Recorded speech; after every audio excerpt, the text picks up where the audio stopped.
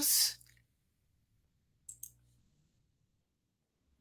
Por este medio quiero comentarles de que no fue posible ingresar con el link que originalmente habían publicado en la facultad, pero tuve que crear otra reunión y entonces así se va a realizar. Cuando no podamos ingresar con el mismo link, pues eh, simplemente vamos a crear una nueva reunión y yo compartiré el link por medio de Classroom para que ustedes estén enterados. Entonces, en esta noche vamos a continuar hablando lo relativo al tema 3 del programa, lo cual se refiere a las formas de reproducir la escritura matriz, haciéndoles ver que vamos a incluir una parte práctica. Yo les voy a compartir porque como el derecho notarial es una rama del derecho, eminentemente práctica y formalista, entonces es importante de que ustedes practiquen la forma de redacción. Entonces, en este sentido, vamos a continuar. Yo, al final del tema, yo les voy a les voy a compartir la presentación y también el material para que ustedes sepan, empiecen a practicar cómo se redactan cada una de las razones de los testimonios que hemos visto. Entonces, vamos a continuar. Haciendo un repaso, ya dijimos que las formas de reproducir la escritura matriz son distintas formas, pero hay una clasificación que indica que en principio van a ver primero los testimonios regulares. Entonces, dentro de los testimonios regulares encontramos el testimonio propiamente dicho, la copia simple legalizada y también vamos a ir viendo el testimonio especial. Entonces dijimos que el testimonio es la copia fiel de la escritura matriz o del acta de protocolización o de la razón de legalización de firma. Y estos testimonios o esta reproducción deviene para que los otorgantes o cualquier interesado tenga una copia en su poder de cualquier acto o contrato que un notario les autorice a requerimiento, ya sea de parte o por disposición de la ley. Como lo vimos en la clase presencial del día viernes, vimos que el protocolo, a partir de que el notario paga su apertura, está o se mantiene en poder del notario, es decir, las hojas de papel especial para protocolo van a estar siempre a cargo del notario porque de conformidad con la ley, él es el depositario de dicho protocolo. Entonces, para que las personas, los otorgantes o los interesados tengan una copia de ese acto o contrato, es por ese motivo que hay formas de reproducir la escritura matriz y con el propósito de que los otorgantes o los interesados tengan un documento que respalde dichos actos o contratos en el tráfico comercial, es decir, que como los testimonios producen fe y hacen plena prueba, de conformidad con el artículo 185 del Código Procesal Civil, dichos testimonios no tienen que pasar a un proceso probatorio, porque es la propia ley las que le da un valor legal. Entonces no es cuestionable y da certeza y seguridad jurídica, salvo presunción en contrario, ¿verdad? Y eso establece el artículo 186, que establece que los documentos expedidos por el notario en el ejercicio de su cargo o por funcionarios o empleados públicos en el ejercicio de su cargo producen fe y hacen plena prueba, salvo el derecho de las partes de redarguirlos de nulidad o de falsedad. Entonces dijimos que el testimonio, eh, el primer testimonio o el testimonio, yo les explicaba de que anteriormente se pedía, por ejemplo, si el otorgante pedía un primer testimonio, se consignaba es primer testimonio. Si posteriormente pedía otro, se pedía, me pregunta el artículo 186, ¿de qué ley? Dice, del Código Procesal Civil y Mercantil, decreto 107, jóvenes. Entonces les decía que si los otorgantes pedían un segundo testimonio, se le consignaba segundo testimonio. Pero actualmente ya no se redacta de esa forma la razón del testimonio, sino únicamente se consigna es testimonio de la escritura pública número 10, por ejemplo, autorizada en esa ciudad por la infrascrita notaria con fecha eh, 3 de agosto del año 2025 y que para entregar a normalmente se consigna el nombre del otorgante. Como lo vimos en la clase anterior, eh, eh, cuando pusimos un ejemplo de la escritura pública de compraventa, el testimonio se le va a dar a la parte vendedora para que le inscriban su derecho de propiedad que acaba de comprar o adquirir a través de dicha escritura de compraventa de bien inmueble al contado. También dijimos que otra forma de reproducción es la copia simple legalizada. Eh, y la copia simple legalizada, pues también se redacta, es copia simple legalizada de la escritura pública número 10, autorizada en esta ciudad por la infrascrita notaria con fecha 3 de agosto del año 2025 y que para entregar a y ya se consigna el nombre del otorgante o del interesado que requirió dicha copia simple legalizada al notario. Normalmente el notario es quien extiende dichos testimonios o copias, salvo cuando el notario, por cuestiones, por ejemplo, de viaje o de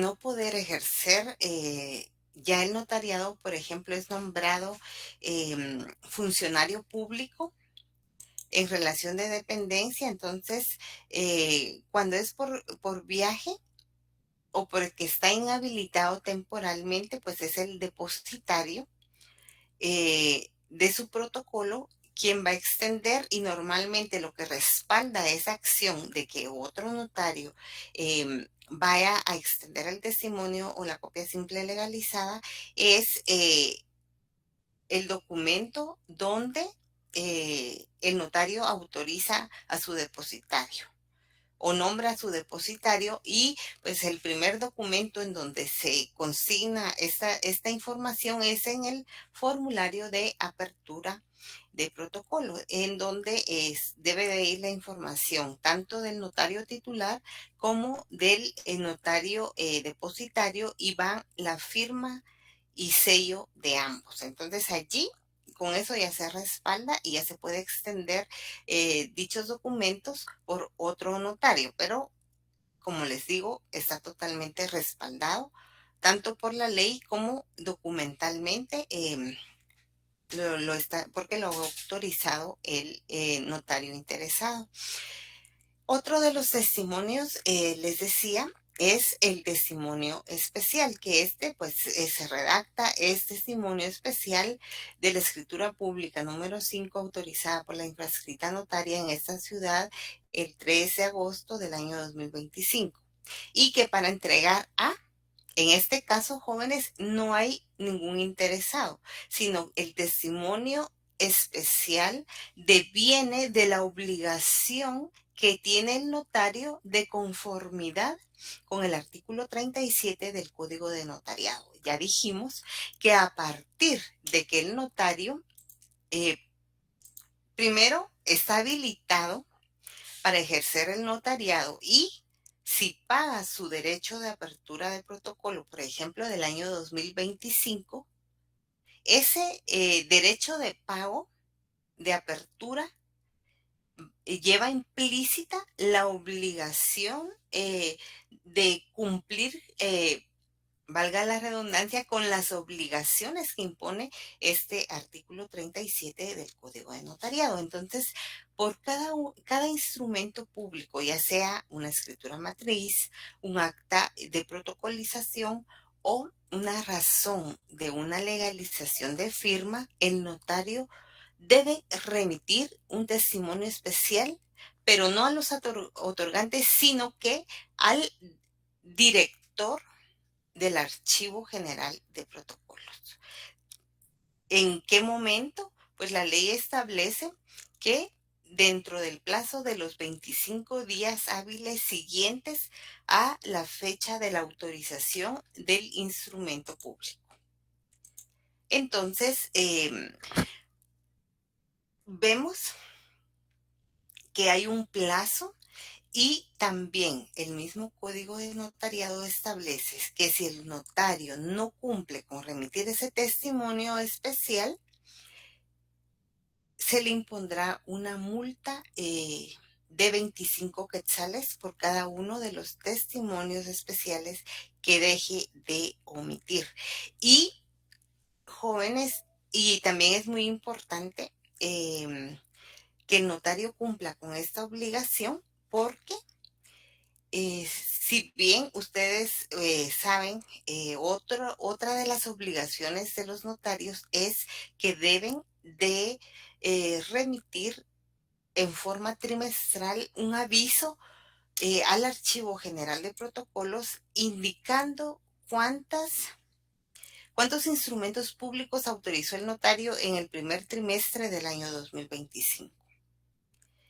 ¿Cuántas escrituras o instrumentos públicos autorizó en el segundo trimestre del año 2025?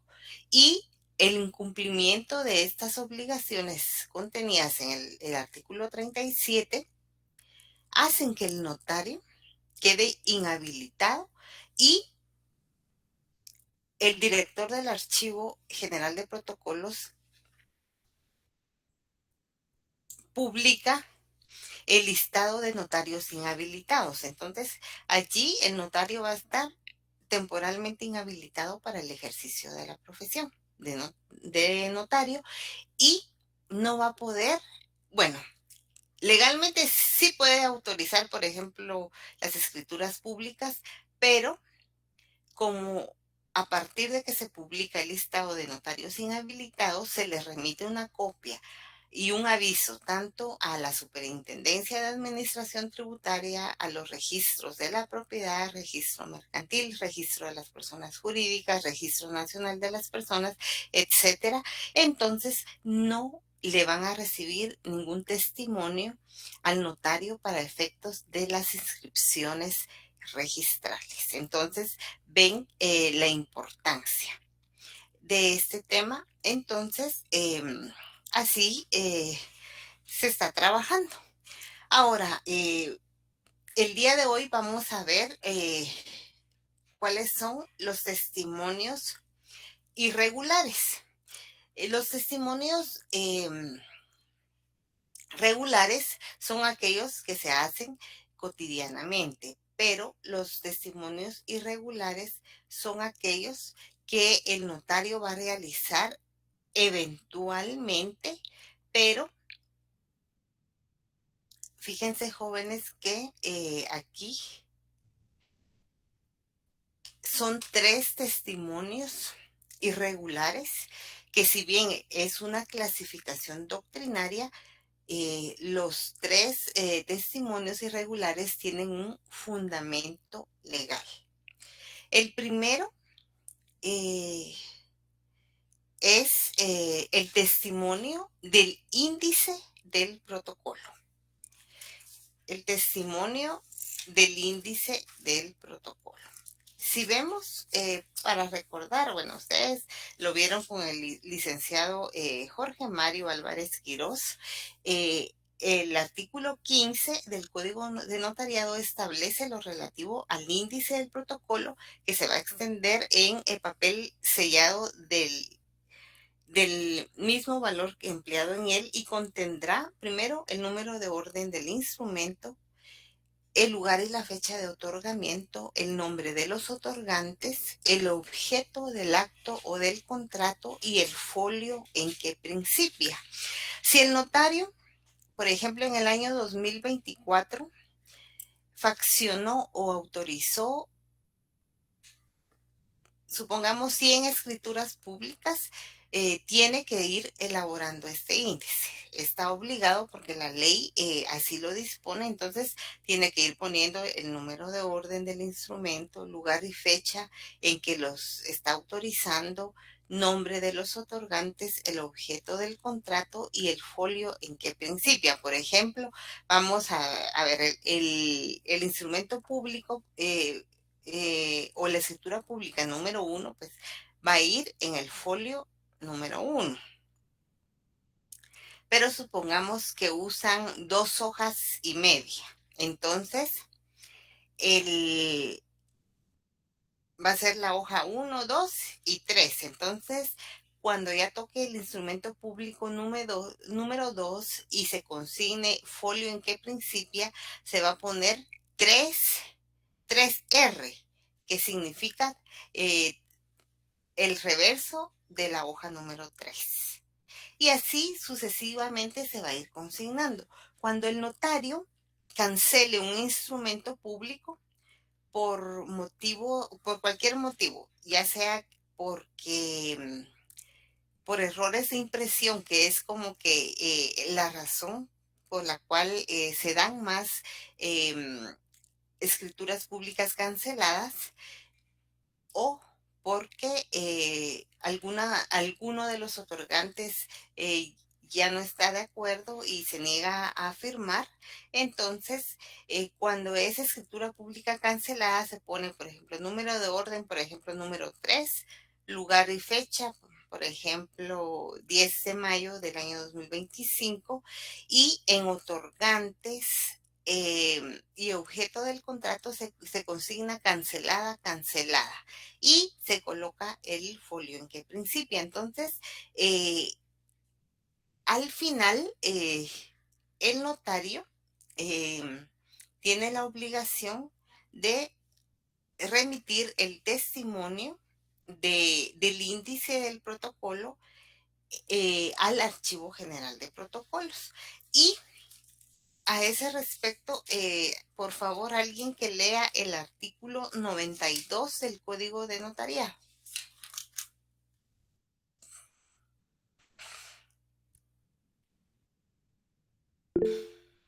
Se lo leo, diga. Muy bien, Jafet. Artículo 92. Ya procedente de la reposición, el juez pedirá a la Corte Suprema de Justicia copia de los testimonios enviados por el notario, correspondientes al protocolo que deba reponerse, las cuales servirán para la reposición. En caso que dichos testimonios no existieren en el archivo de protocolos por cualquier motivo, se pedirán las copias que hubieren en el registro de la propiedad inmueble y se citará a los otorgantes y a los interesados, proveniéndoles la presentación de los testimonios o copias que tengan en su poder. La citación se hará por avisos que se publicarán 3 veces durante un mes en el diario oficial y en otro de los de mayor circulación en la localidad. Si existiera el testimonio del índice del protocolo que trata de reponerse, los avisos contendrán la nómina de los otorgantes. Muchas gracias, Jafet. Entonces, ven, este es el fundamento del testimonio especial del índice. Y algo que les decía, ¿por qué se les denomina testimonios irregulares? Y esa es una pregunta de exámenes, joven. Se denominan testimonios irregulares porque no son expedidos o no se originan de una escritura pública, no se originan de una escritura matriz, no se originan de un acta de protocolización, ni de una razón de legalización de firma, sino deviene porque hay una obligación legal, pero no de un instrumento público. Entonces, este es el primero. Entonces, ya dijimos que este testimonio se extiende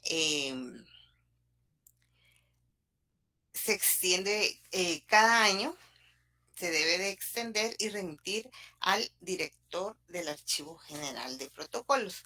Y cuando jóvenes, cuando no hay un plazo, porque alguien diga, miren, no hay un plazo para remitir testimonio, tenemos que tomar en cuenta en forma supletoriamente el plazo establecido en el artículo 37 del Código de Notariado, que es de 25 días hábiles a partir eh, de que haga el índice el notario. Entonces, este es el primer testimonio irregular. Ahora vamos a ir viendo el siguiente, que es el testimonio de las partes conducentes del proceso sucesorio. Este testimonio, jóvenes, ya vimos a manera de recordatorio, cuando ustedes vieron Derecho Civil 2, vimos que en el libro tercero del Código Civil se regula la sucesión hereditaria. Y en Guatemala existen dos formas de sucesión. Cuando el otorgante eh, autoriza u otorgas un testamento, se le va a llamar sucesión testamentaria. Y a falta de un testamento, se va a llamar sucesión intestada. Y la sucesión hereditaria es el derecho que tiene toda persona de disponer de sus bienes para después de la muerte. Entonces, todo esto está regulado en el Código Civil, pero también el Código Procesal Civil y Mercantil regula lo relativo también a la jurisdicción voluntaria. Asimismo, como lo establece el decreto 54-77 del Congreso de la República, que regula la ley reguladora de la tramitación notarial de asuntos de jurisdicción voluntaria. Y dentro de esta ley también se va a regular lo relativo a los procesos sucesorios, tanto testamentarios como intestados.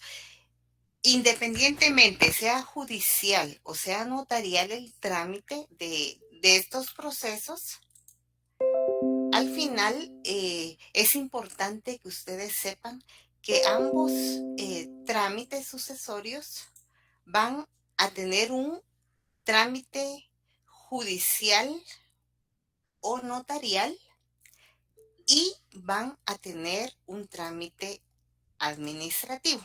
A grandes rasgos les voy a explicar. El proceso sucesorio, por ejemplo, intestado testamentario, siempre va a iniciar, si se lleva ante un notario, con un acta de requerimiento para radicar el proceso sucesorio intestado o testamentario según exista o no testamento. ¿Quiénes van a solicitar este proceso sucesorio intestado? Pues quienes tengan interés. Por ejemplo, si fuera un proceso sucesorio intestado, los presuntos herederos son los que tienen que radicar dicho proceso sucesorio intestado. Y el propósito de este proceso es demostrar la filiación que hay entre los presuntos herederos y el causante.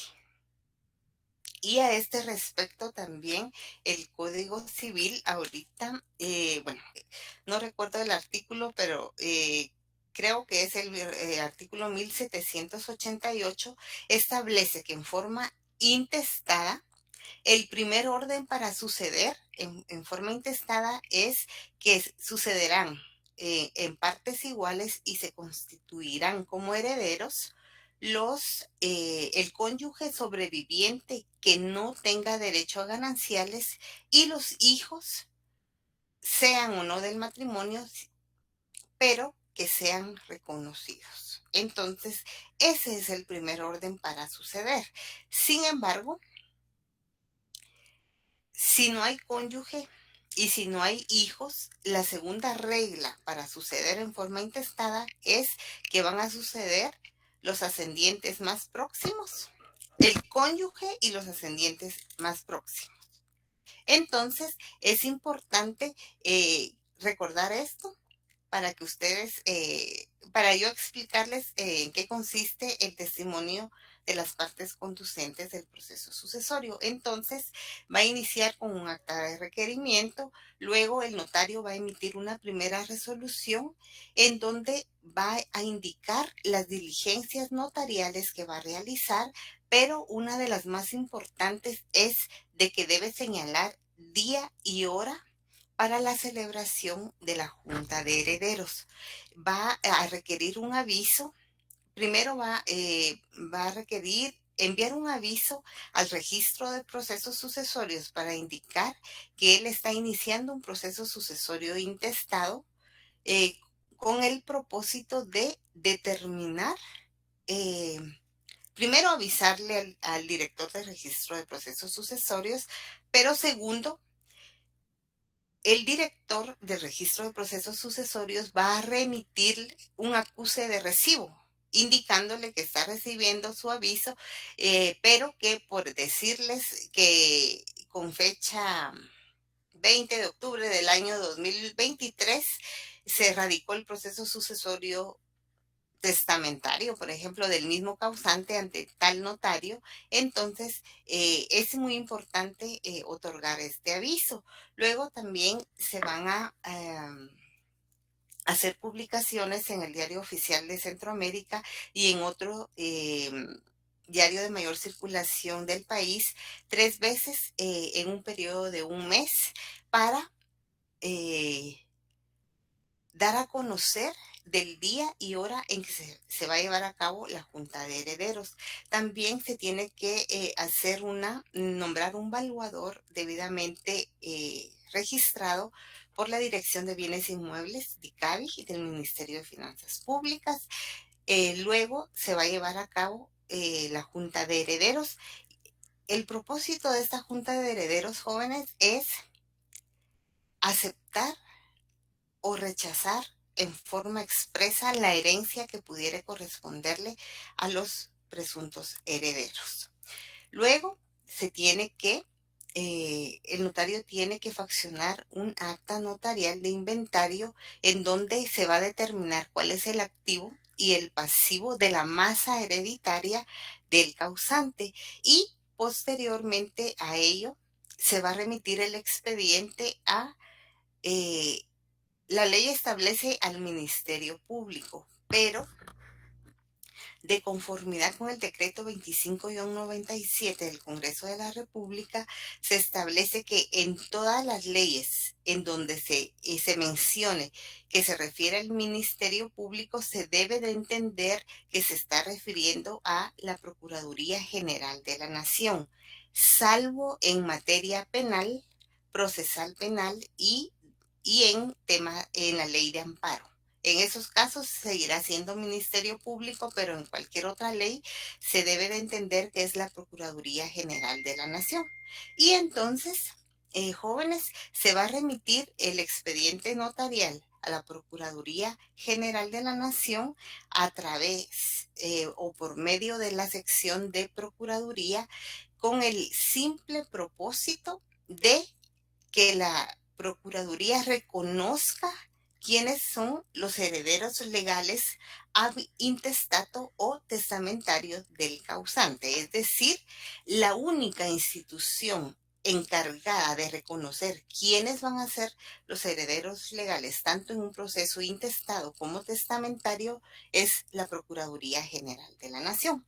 Entonces, cuando la Procuraduría General de la Nación emite su dictamen o su opinión reconociendo herederos a determinadas personas, pues el notario va a emitir un auto final o una resolución final en donde va a declarar herederos a determinadas personas, pero allí concluye el trámite notarial y va a iniciar el trámite administrativo.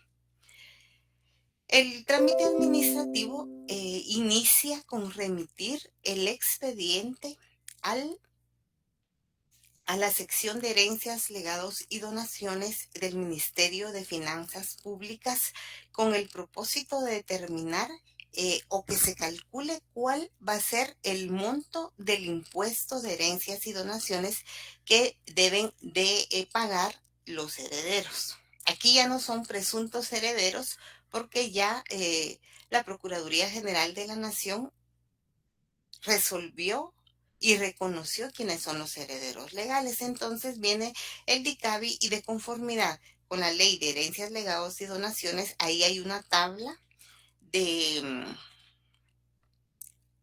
para efectos del cálculo del impuesto de herencias, legados y donaciones. Entonces, jóvenes, ellos emiten una resolución donde hacen el cálculo del impuesto que se debe cubrir en esta materia y posteriormente remiten el expediente original a la Contraloría General de Cuentas a efecto de que ratifique ese monto establecido o fijado por el Departamento de Herencias, Legados y Donaciones.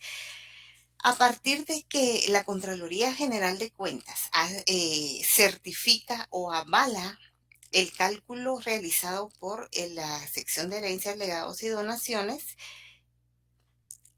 ya el notario, se le va a notificar al notario el monto del impuesto y este pues deberá ser cancelado y a partir de que se hace la liquidación fiscal de dicho impuesto, lo que le corresponde al notario es faccionar el testimonio de las partes conducentes para efectos registrales, jóvenes. Es decir, que si dentro del acta notarial de inventario, dentro del activo de la masa hereditaria, aparecían que habían inscritos 5 bienes inmuebles que dejó el causante o el testador, según corresponda, según sea un proceso sucesorio, intestado o testamentario, entonces este testimonio de las partes conducentes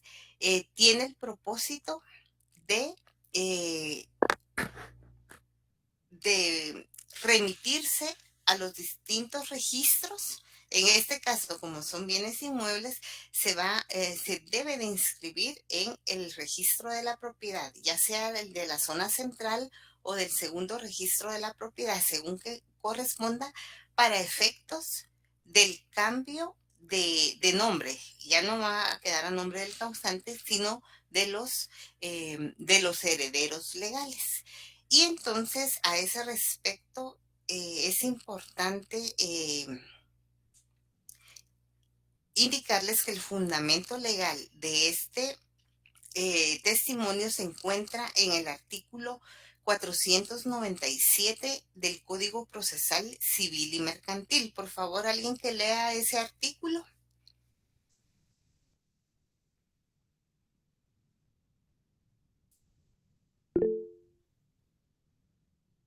Sí, Afet. Se lo leo. Muchas gracias. Artículo 497. Titulación y registros. El notario compulsará testimonio de las partes conducentes a cada uno de los herederos y legatarios, debiendo insertar en todo caso los pasajes que contengan el reconocimiento de herederos y legatarios, la aprobación de las actuaciones, en su caso, y la liquidación fiscal. Los testimonios serán presentados en los registros correspondientes y dentro de los 15 días siguientes a su compulsación, el notario dará aviso a las oficinas que proceda para los efectos de los traspasos correspondientes. Muchas gracias, Yafet. Entonces, para explicarles este artículo, jóvenes, yo les di una clase de jurisdicción voluntaria así muy rápidamente y miren, no se vayan a atormentar que eso viene en el examen, porque les cuento, este proceso eh, sucesorio intestado testamentario que se encuentra regulado dentro de la jurisdicción voluntaria es un tema de notariado 3, pero consideré importantes hacerles como que el panorama, ampliarles el panorama para que ustedes pudieran entender. Entonces, para efectos registrales es que el notario va a faccionar este testimonio de las partes conducentes para efectos de inscripción y tiene que presentar el testimonio original y el duplicado a los distintos registros. Les digo a los distintos registros porque cuando son bienes inmuebles, pues se va a inscribir en los registros de la propiedad, pero supónganse que dentro del activo obre una sociedad anónima, entonces el testimonio de las partes conducentes se tiene que remitir al registro mercantil. Si fuera una asociación civil, también se tiene que remitir al registro de las personas jurídicas. Entonces, según corresponda, por ejemplo, si fueran 5 vehículos, pues se debe remitir el testimonio de las partes conducentes al registro de vehículos de la Superintendencia de Administración Tributaria. Y se tiene que extender también para efectos, también si hay que hacer alguna otra anotación registral, pues se tendrá que extender en un mismo caso, por ejemplo, si dentro del activo hay bienes inmuebles, bienes muebles registrables, sociedades, vehículos, etcétera, etcétera, se tendrán que extender un testimonio de las partes conducentes para cada uno de los registros para efectos del cambio del nombre, ya sea del causante, para que nombren para que se indiquen los registros que la propiedad ahora va a pertenecer a los herederos legales. Y aquí, pues, por ejemplo, si son 2 herederos legales, se va a inscribir a nombre de los 2. Eso significa que el bien inmueble va a quedar en copropiedad. Pero haciendo un recordatorio de derecho civil, el Código Civil establece que la copropiedad pues es un límite eh, al derecho de propiedad y nadie puede permanecer en copropiedad por más de 3 años. Entonces, aquí, si más adelante quieren quitar esta limitación a la propiedad, pues tendrán que iniciar una partición voluntaria de bienes inmuebles y si no hay acuerdo de ambos, aquí ya no se van a llamar herederos, sino van a ser de los 2 propietarios o copropietarios, pues se puede requerir un juicio oral de fijación, de partición del bien inmueble, ¿verdad? Entonces, les hago pues también esa aclaración. Y para terminar la clase de hoy, jóvenes, el último testimonio irregular es el testimonio de rectificación de área de bien inmueble urbano. Y este testimonio también es irregular porque no deviene de un instrumento público y el fundamento, para que ustedes me entiendan, ¿qué es una rectificación de área? Y este es un proceso de jurisdicción voluntaria también que ustedes en el próximo semestre van a ver, y esta rectificación de área procede únicamente sobre bienes inmuebles urbanos. Cuando aparece un área menor, cuando en la práctica o en la realidad aparece, por ejemplo, un área menor del bien inmueble y resulta, para que me entiendan, en el registro de la propiedad aparece que el área de terreno del bien inmueble inscrito es de 500 metros cuadrados, pero resulta que haciendo la medición real del bien se dan cuenta que son 300 metros cuadrados. Entonces, cuando el área de un bien inmueble sea menor a la que aparece inscrita en el registro, va a proceder el trámite de rectificación de área. Y este proceso, pues igualmente, si se hace notarial, va a iniciar con un acta de requerimiento para efectos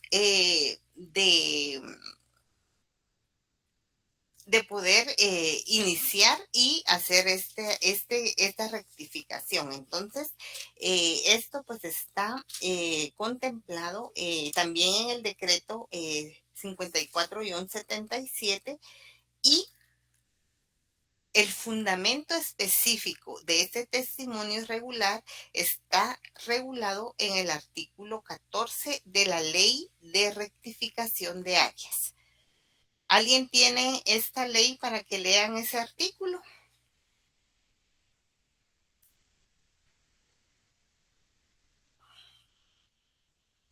Bueno, si no lo tienen, porque esa es una ley que casi no...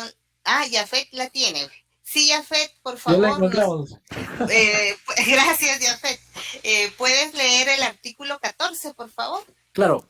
Testimonio e inscripción. Dictada la resolución a que se refiere el artículo anterior, el notario extenderá testimonio con duplicado, el cual deberá comprender la resolución, el informe del medidor, la opinión del Ministerio Público y el plano respectivo, con base en el testimonio a que se refiere este artículo. El registro de la propiedad inmueble deberá efectuar las operaciones correspondientes a la rectificación de área del inmueble. Muchas gracias, Yafet. Entonces, jóvenes, este es el último de los testimonios irregulares. ¿Alguien tiene alguna duda? Porque con esto estaríamos concluyendo el tema número 3.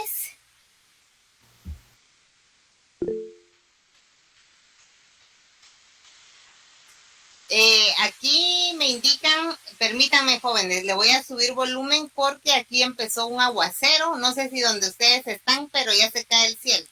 Entonces, Gerardo tiene una consulta. ¿Sí, Gerardo? Sí, licenciada. Dice, permítanme, María José indica de qué código es el artículo 14. El artículo 14 es de la Ley de Rectificación de Área, jóvenes.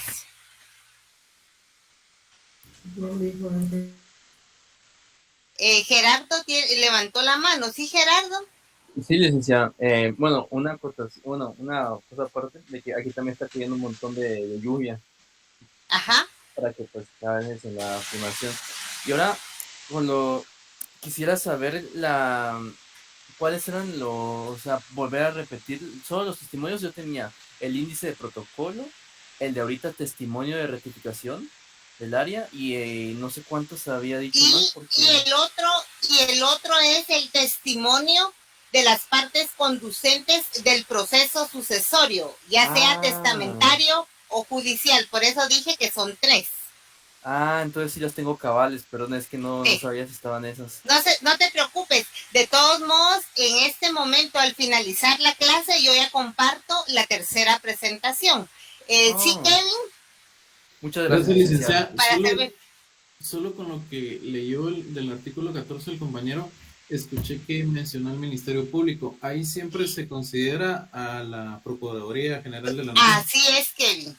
Como es un proceso de jurisdicción voluntaria. Allí cuando diga Ministerio Público se refiere a la Procuraduría General de la Nación. Gracias, licenciada. Para servirte, Kevin. Ahora, oficina jurídica, dice, levantó la mano también. Buenas noches, licenciada, mucho gusto. Me dice que yo solo le quería comentar con porque dice que no puedo recibir su clase, pero solo le voy a escribir aquí y es contigo. No hay algún problema y no puedo recibir su clase. No te escucho, no sé si tienes mucho volumen, pero hay una gran interferencia. ¿No puedes escribir tu pregunta? Está bien, lista, le voy a escribir que solo lo que le quería comentar es que lo que pasa es que ando en un blog, ya que estando un problema de trabajo comunitario, por esta misma razón, es de que no puedo recibir sus clases, solo quería virtualmente, no sé si... Compañero, decía, porque no se escucha. Sí, jóvenes, bueno, él tiene una duda, dice que no ha podido recibir las otras clases, pero es importante, les voy a compartir el número de dos compañeros, solo permítanme, ahorita voy a compartir de una vez la presentación.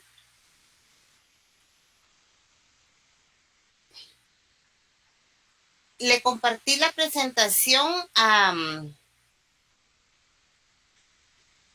Henry Villatoro. Yo pedí al inicio de la clase que se nombraran a dos coordinadores y nombraron a Henry Villatoro. Él tiene el número de teléfono siguiente. A él le pueden escribir para que les compartan las presentaciones. Es el teléfono 3402-0912. Él es uno de los coordinadores y también está, ahorita les digo quién es la otra coordinadora, permítanme.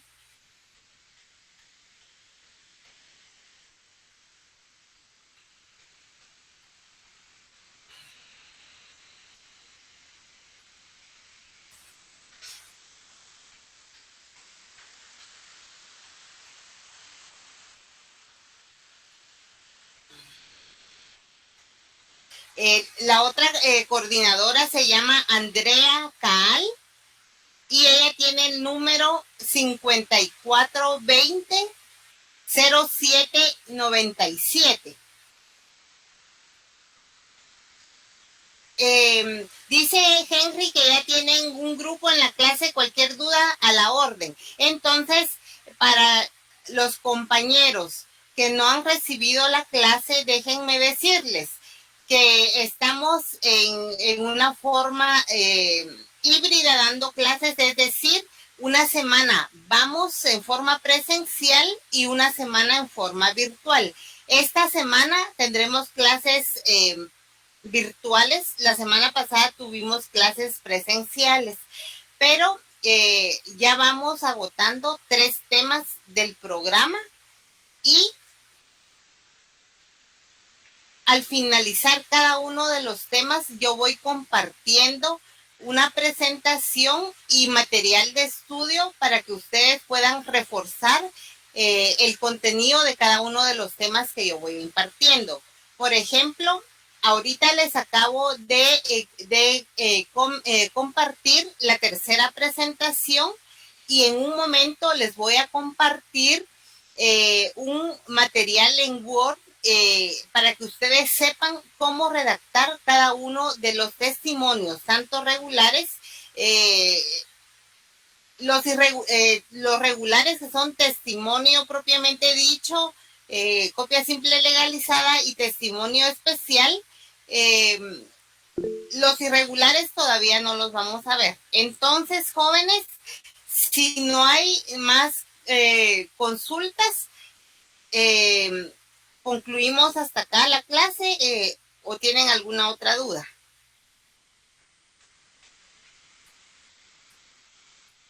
Bueno, muy bien, jóvenes, entonces les agradezco a todos su atención.